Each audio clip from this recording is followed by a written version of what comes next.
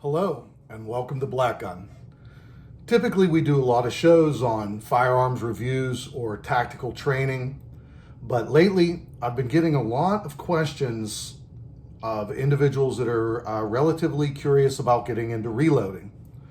So we figured that we would make a video that would make the reloading experience as painless and as simple and as enjoyable as possible without all the complexities that and fears that everybody has getting into this.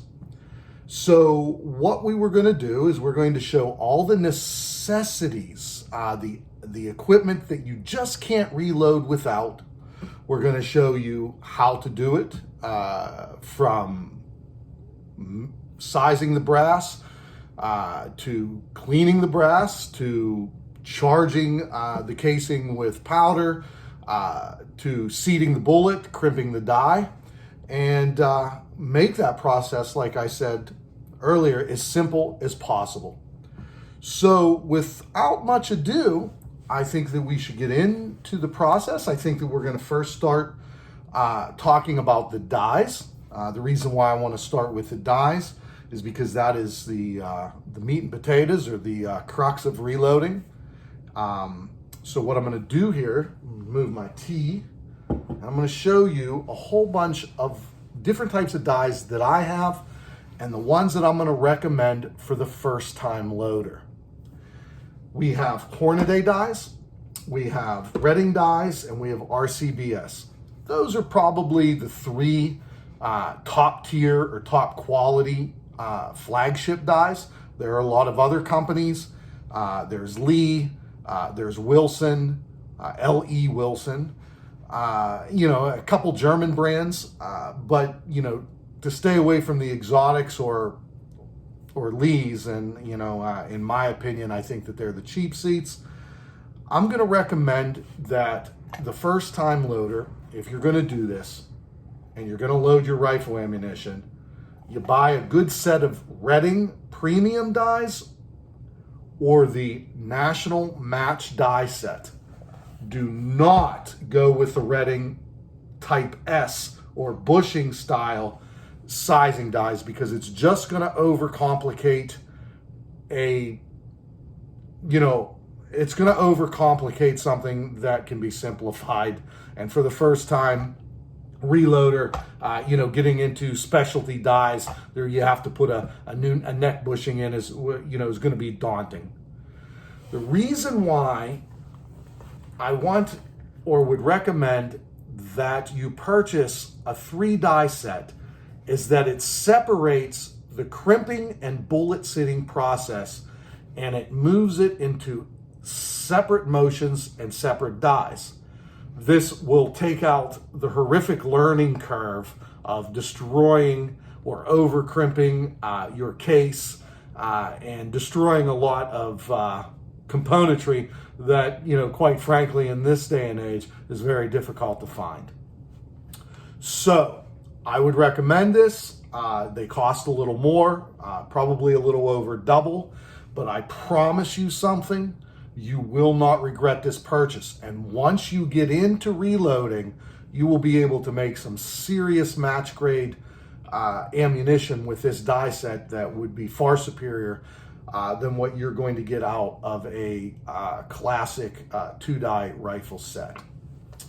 The next piece of equipment that you're going to need, really can't do it without it, is going to be your micrometer. Don't get overly expensive. Don't buy the digital ones. Get yourself a nice analog one. Lyman makes them at a pretty decent price. It's not going to break the bank, but you're going to need this measurement tool. The other measurement tool is going to be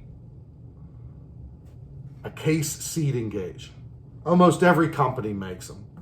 I prefer L.E. Wilson's, but I do purchase Lyman's. This one's a Lyman. I believe that my 308 is also a Lyman. And I have a Wilson gauge here. And then I also, I use Wilson gauge, for 6.8 too. I think I have one here for 6.8 SPC, which is on my project list. I haven't even started to load for it yet. The other thing you're going to need is a chamfering tool. Lyman makes one really nice with a chamfer on this side, and then on the other side it would be a primer pocket cleaner, and it'll chamfer that as well.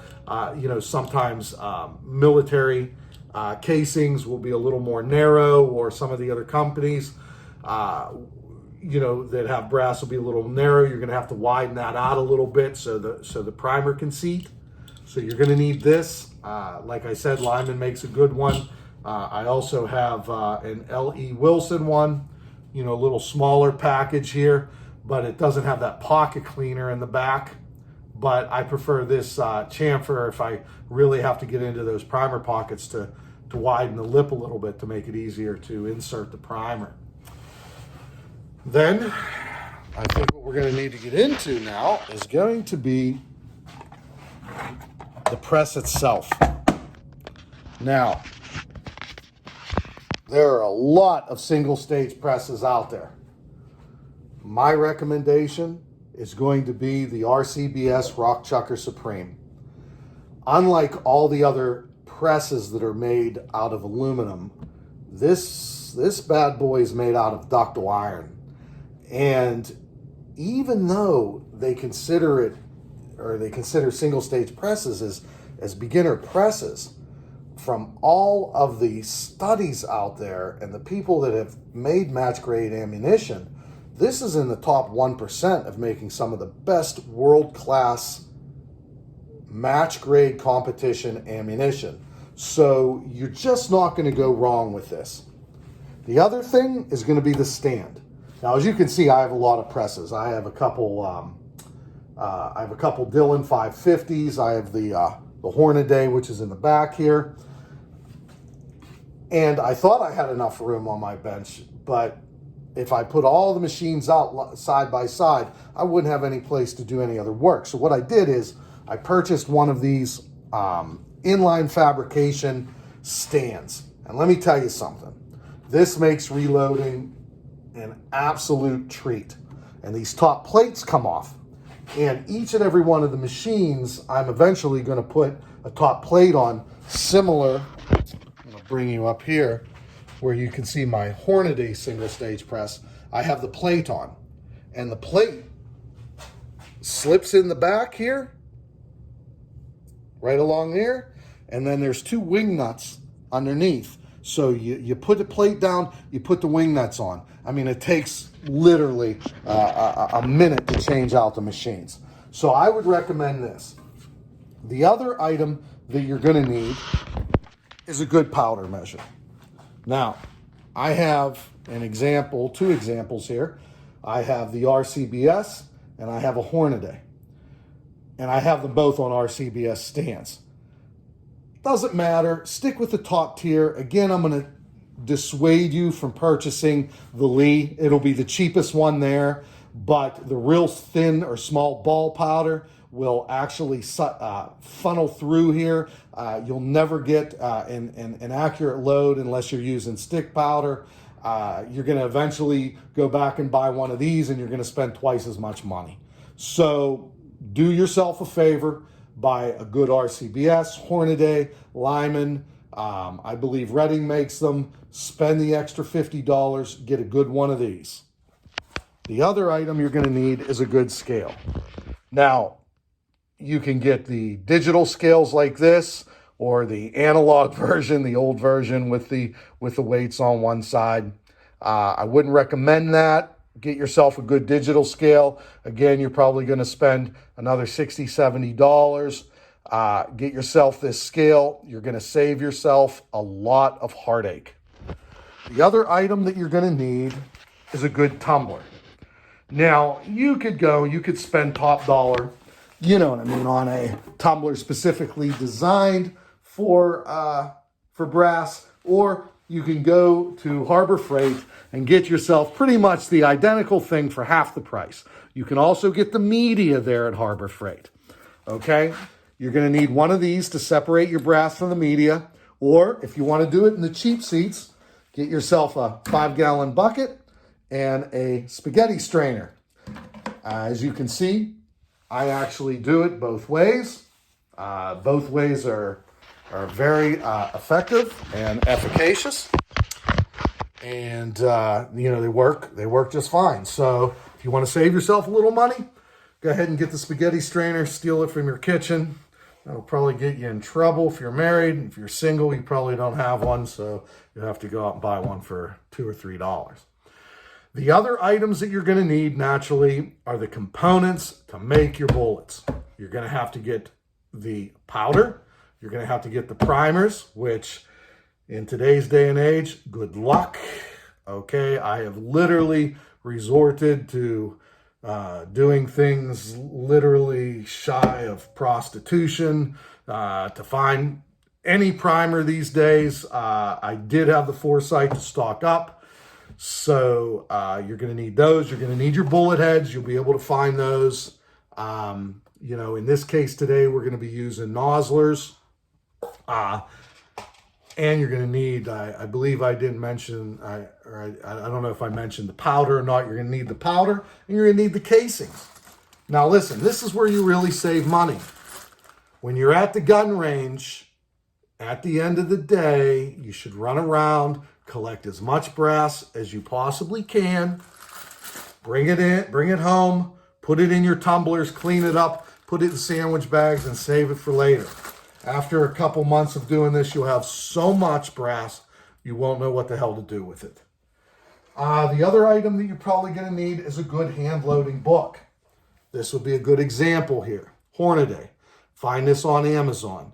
You can either get this, which, like I said, is a good book, but Hornady only deals with loads dealing with their own bullets. If you want to get into a different type of bullet, almost every bullet company makes an independent book like this, or you can get on Amazon and they make the complete reloading manual guide for almost any caliber that you're looking to load. So as you can see, I have both. I've even downloaded stuff online. And even the powder companies make their own books. So getting the information isn't that difficult. So without much ado, I think what we're going to do is we're going to start to set the machine up. And I'm going to show you how to do this as simply and effectively as possible so you can be well on your way to making bullets and going to the range. So once you have purchased all of this stuff, and hopefully at a decent price, which I'm sure by the time that you've sat and priced most of this out, I mean, you're probably looking, you know, just a little under $1,000. But I'm going to be honest with you, there's no way around the basics that I've put here. So, you know, you're going to have to bite the bullet at first, and then you'll get the benefits in the long run. So once we made all the purchases and we set everything up and we got our stand on our bench, we got our machine on the stand, we got our dies, we got our scale set up, we purchased our gunpowder, we purchased our bullets, we purchased our primers, wherever you might have found them from the fairy godmother of primers these days. And you've collected all of your brass, which you've cleaned, and you put everything on your bench. Then there's always the extra stuff that we forget about. And one of them is going to be case lube. Now, I make my own. You can purchase it in the can. Hornady makes it in the can. Dillon Precision makes one. Or you can go on Amazon and get 99.9% rubbing alcohol and lanolin, which is made by, or not made by, but made from a byproduct of sheep intestines, I believe. It's an oil, and I mix a 10-to-1 ratio, 10 parts rubbing alcohol, 1 part lanolin. The reason why I do that is it sprays on nice and thick and even, and then it evaporates, and you're left with a nice thin film. Now, how critical is this? You don't lube your cases, and you go to fully size it. the microscopic particles of the brass is going to mesh and stick to the microscopic particles of the metal that the dies are made from, and you are not getting this out. And it will end your reloading day in a hurry. It will also more than likely destroy your die, and you're going to have to send it back to Reading or to RCBS, Hornady, wherever you purchase it from. They're going to try to push it out, and it's just going to be a mess. And, you know, let's just try to avoid that. I'm going to show you exactly how to do this in a nice way. Don't ever skip this process. For your sake and for the sake of your future reloading career, do not skip this process. Now, the first thing that we need to do is we need to set the full length sizing die. Now, inside your die set, I'm going to bring it over here, remove the brass. Okay, you'll know because there is a little decapping pin right at the bottom. And this is what it looks like. Put this to the side. So inside here, you'll have your decapping pin. This pushes out the old primer, and then you'll see your expansion ball in the inside. And what that does is that stretches the inside of your case neck out to the appropriate diameter after it's fully sizes. So, is there any magic for setting this up in the machine? Absolutely not. What you want to do is you want to take your handle and you want to push your piston up until it hits top dead center. And that's normally where you have dropped your handle. You want to take this locking washer, you want to roll it up as far as you can, and then you want to bring this die down until it hits the top of your shell casing. And you'll feel it. Boom. Okay? Then what you want to do is you want to lock this lock washer in place. You'll have an Allen key that is inside of your case, and you will see where your Allen fastener is, and you will tighten this clockwise until you can't tighten it anymore. And voila, just that simple. Your resizing die is set. You don't have to do anything else. Bring this to bottom dead center. And you can see, you can loosen your die. You want to bring it down to, it's just finger tight. Okay, you don't want to torque this thing down any further. It is just finger tight. And then what do? Next step is a lot of fun. We're going to do this one piece of brass at a time. You're going to take your piece of brass and you're going to take your lubricant. You want to do this, get it over somewhere where it's not going to be a mess. Okay, you want to face the bullet casing away from you. All right, the reason why is we don't want to get too much of this lubricant in the neck because it could get the powder wet, it could get the primer wet, a whole bunch of mess. Okay, so we're going to hold it in our hand like this. And then we're going to bring it up. We're going to shake our lubricant up to make sure that we get a nice mixture and keep it a little far away. And we're going to spray it. 1, 2. And you can see where it's just, you can see my hand. The reason why I'm doing it with my hand, you can see what we have. And then we're going to roll it around. And we can do this with a whole bunch of cases in a plastic bowl where we could put 50 of them in there and spray these down and then shake it up a little bit. And what's nice is that the rubbing alcohol will evaporate and there will be a nice film of lanolane on top of the casing. Okay, so then what we do is we'll come over here. We will bring our piece of brass.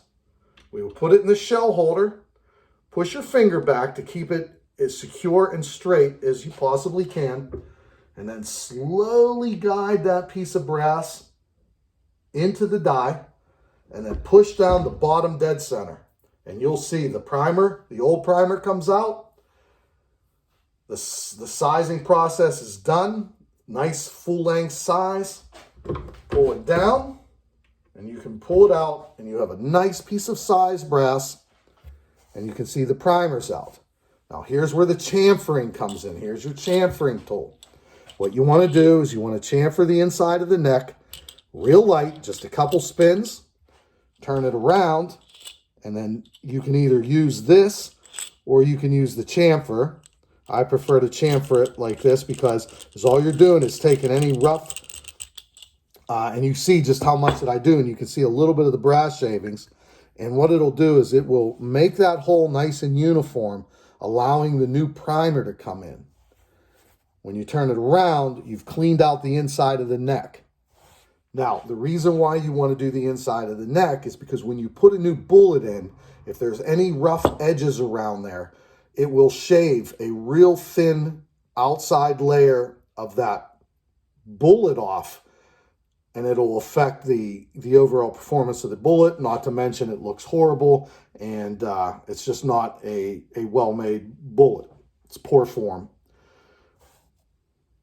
Doing your primer pocket, we've already discussed. You just create a nice little bevel around the side, and it allows the new primer to seed in nice and even. So then what we're going to do is we're going to take one of our primers. We are going to take our little primer arm here. We're going to put it down, and we're going to take the shiny side of the primer, just like a soup bowl, and it'll sit right in there so you can see the guts, you can see the anvil and everything else. We're going to lift this up a little bit. We're going to put this piece of brass, fully sized piece of brass, back into the shell casing, hold it, and then push the opposite way. And then you can feel it. It's just, it'll feel, a lot of this is by feel. You'll feel it just slide right in and then stop. But remember, if you're forcing something or you're putting a lot of muscle into this, something is wrong. Back off and clean that pocket out again. So what we have is we have our new primer, fully sized, new primer. And what's step number 2? Well, in the real world, what we would do once we have this set up is we would have sized and primed all the brass and put it into a tray. Be similar to this. I mean, you can see the stuff that you can purchase for reloading is endless, but I have a tray, and what we would do after we size and prime is put them in there like this until the tray was filled, and then we go on to the next step. But for the sake of this video, we're going to do one at a time.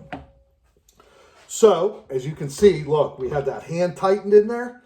You already set this nut. This is permanently set now for you. Okay, so you can full length size, whatever 5.56 or 2.23 that you want. We're going to put this back in your little case here, and now we're going to pull out the seating die. Now, your seating die will have this sleeve in the inside, as you can see. There's a spring tension in there, and in order for the die to hit bottom, you got to push it in like that, and you can feel it. And then you have the micrometer, and then you have a fastening bolt right here, nut here rather.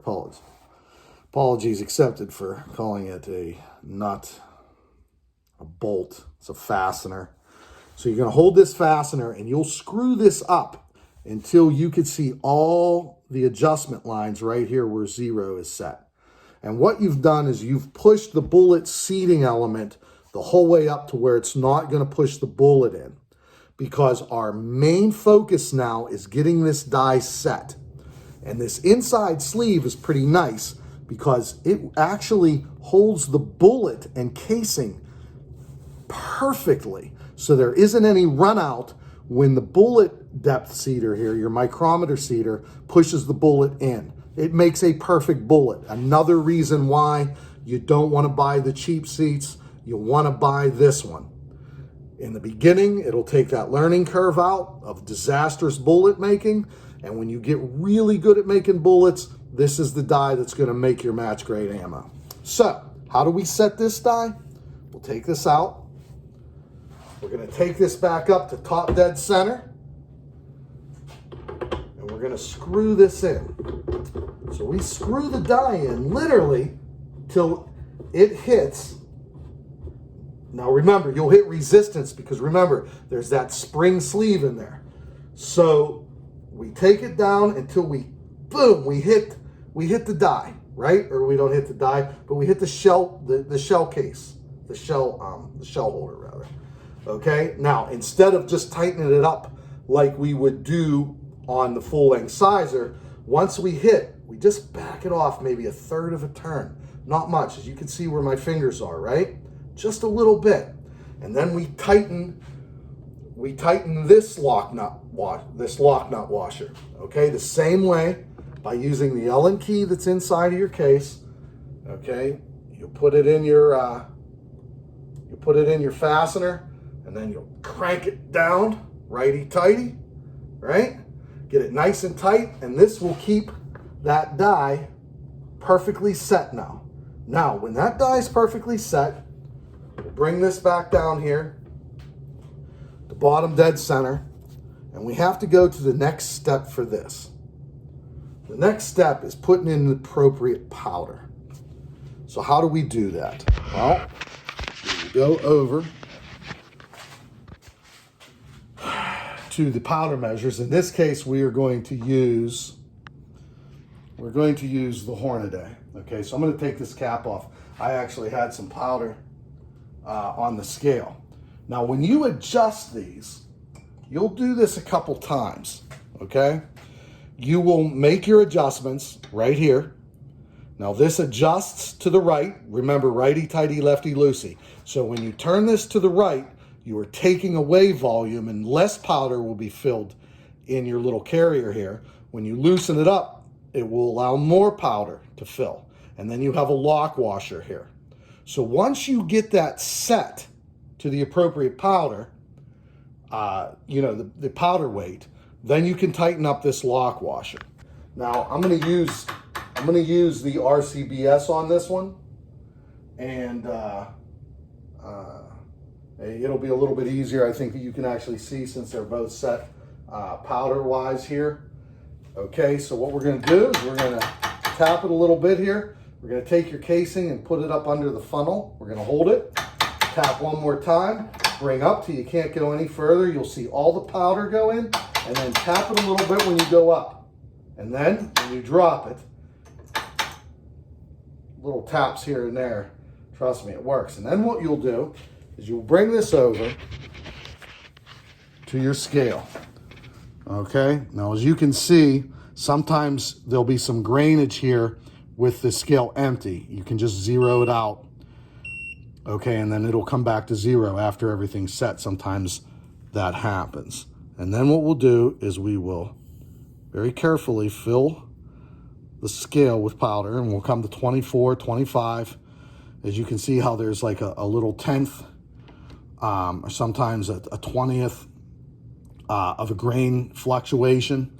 That's okay for regular shooting, but for precision shooting, you'll want to use your trickler here to make sure it's perfect every time. Okay, so that's how we do that for the measurement, and we will adjust on our powder measures until we get it within this ballpark.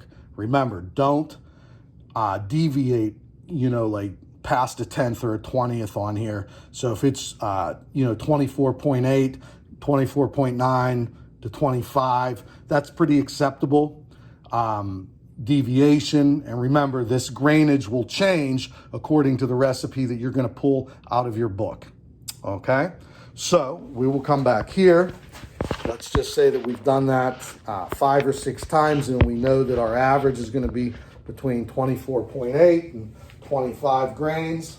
We'll come back, we'll tap it again, put in our load, tap, make sure all the powder's out. Okay, and then we will bring our casing back over to how we had this set up. Just set up here. Okay, we have our seating die in, right? So what we want to do is we'll bring our arm up, we'll put our piece of brass in our shell casing. Okay, we'll grab our bullets. In this case, we're using nozzlers. They'll come in a nice pack with, in a bag inside the box like that. We'll take our nozzler bullet. We will set it right on top of the casing there. We will very delicately push the brass in. Make sure that bullet goes the whole way up, and then you can see the sleeve compress until it hits the die body.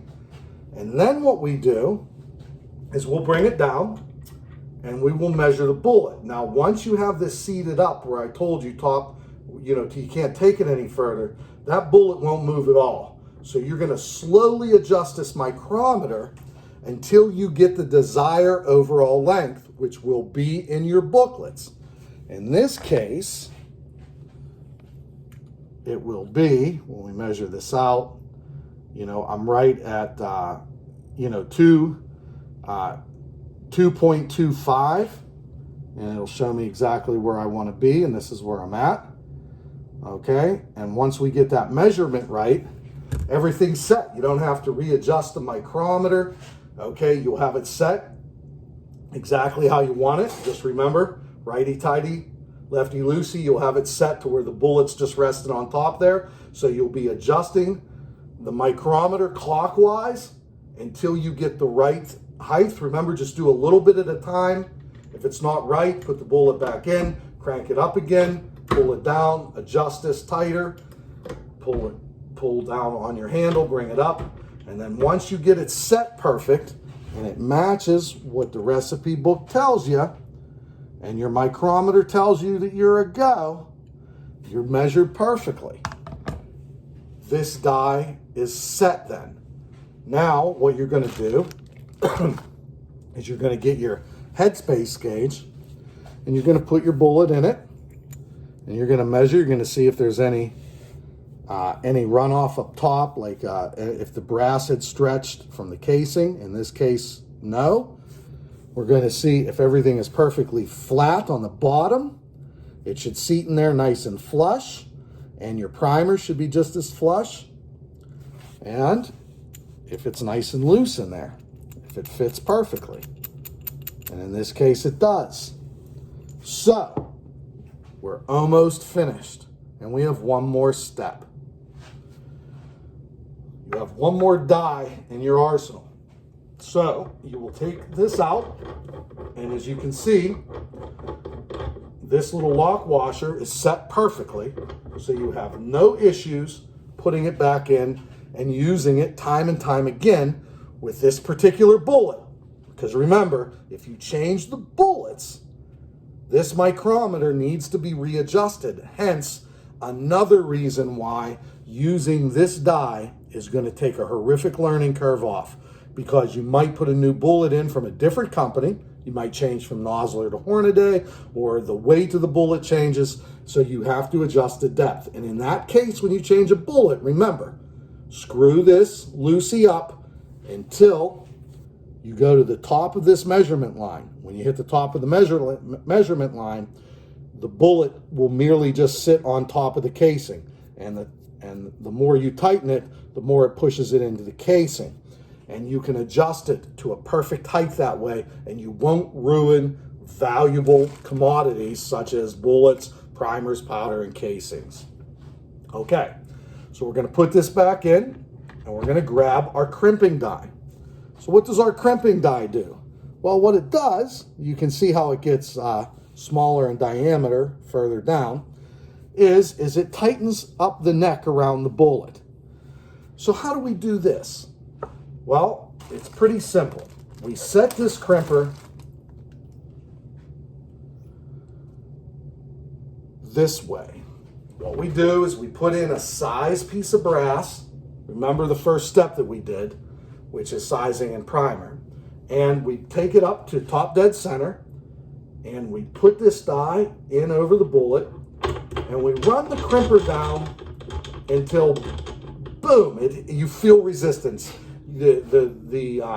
As the diameter changes around the neck, you can feel the die hitting that part of the brass. When you hit that, just go another third of a turn, take your lock washer down, and tighten it up, and it's set. You have a nice, decent crimp that isn't going to destroy the casing, and it's going to hold the bullet in place.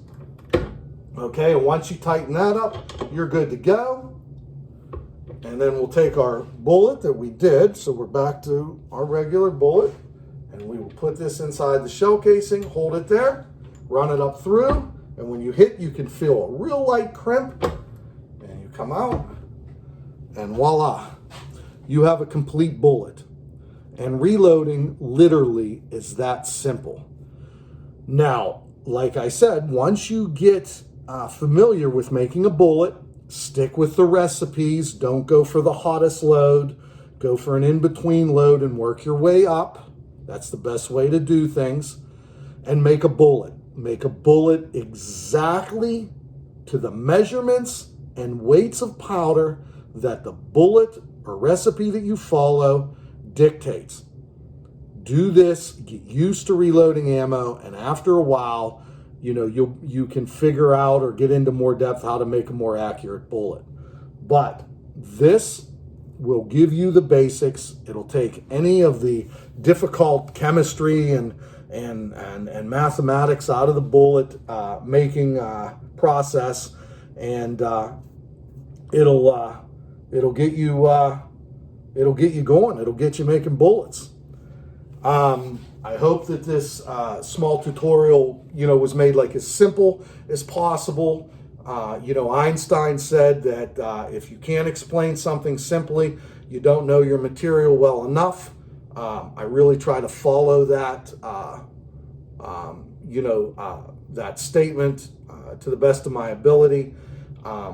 So I truly hope that, this took any of the fear out of getting involved in this process. It took any of your anticipation or reservations from giving reloading a try. And so all I can say is happy shooting, and thank you for watching the video. Take care now.